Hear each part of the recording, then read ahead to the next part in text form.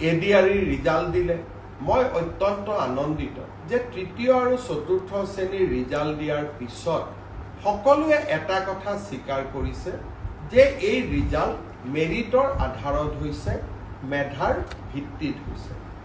আৰু সঁচাকৈ চৰকাৰী চাকৰি আমি মেধাৰ ভিত্তিত দিয়াৰ বাবে প্ৰতিশ্ৰুতিবদ্ধ। এতিয়া কোনোবাই মোক কৈছে মামা কাট অফ নম্বৰ বহুত হ'ল। কাট অফ নম্বৰটো চৰকাৰে নিয়ন্ত্ৰণ নকৰে। যদি ৩০০০ পোষ্ট থাকে আমি ২জন কৰি বা ৩জন কৰি উত্তীৰ্ণ প্ৰাৰ্থীক মাতো। ৩০০০ পূৰণ ২, ৩০০০ পূৰণ ৩, ৯০০০।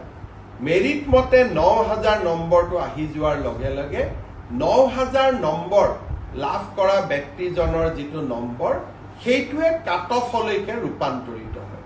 কাট অফ কোনেও বনাই নিদিয়ে। কাট অফ ছাত্ৰ ছাত্ৰীসকলৰ পৰীক্ষাৰ ফলাফলে নিৰ্ণয় কৰে। কোনোবাই যদি ভাবে যে কাট অফ বেছি হৈছে তাৰ মানে ইয়াকে বুজাব পাৰি যে সঁচাকৈয়ে এইবাৰ পৰীক্ষাৰ ফলাফল যোৱাবাৰতকৈ ভাল হৈছে।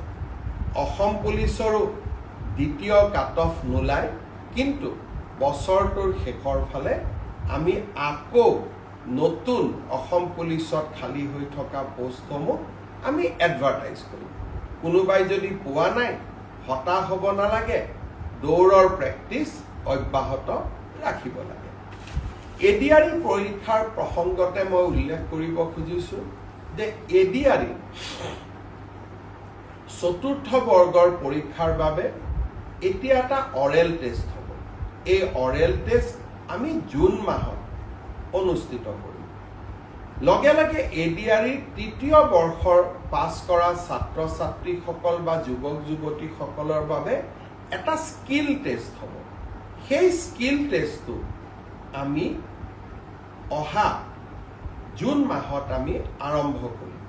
আমাৰ লক্ষ্য হৈছে যাতে এডিআৰইৰ নিযুক্তিও আমি 10 অক্টোবৰত দিব পাৰোঁ আৰু নৱেম্বৰ, ডিচেম্বৰ, জানুৱাৰীৰ ভিতৰত এডিআৰইৰ নতুন এডভাৰটাইজমেণ্টটো আমি যাতে দিব পাৰোঁ। অৰ্থাৎ আমি আমাৰ যুৱক যুৱতীসকলৰ মাজত আশাৰ বন্তি গছি আমি জ্বলাই ৰাখিব খুজিছোঁ। আঙুৰলতা ডেকাই এই ব্ৰডকাষ্ট চাই আছে, মৃন্ময় দাস ব্ৰডকাষ্ট চাই আছে, ভাস্কৰ শৰ্মাই ব্ৰডকাষ্ট চাই আছে, কৃষ্ণা নাথ ব্ৰডকাষ্ট চাই আছে। মই সকলোকে ধন্যবাদ জনাইছোঁ। মই এতিয়া আৰু কেইটামান সৰু সৰু ইনফৰমেশ্যন আপোনালোকক দিব খুজিছোঁ। অহা 20 তাৰিখে ডিব্ৰুগড় জিলাত আমাৰ কেবিনেটৰ বৈঠক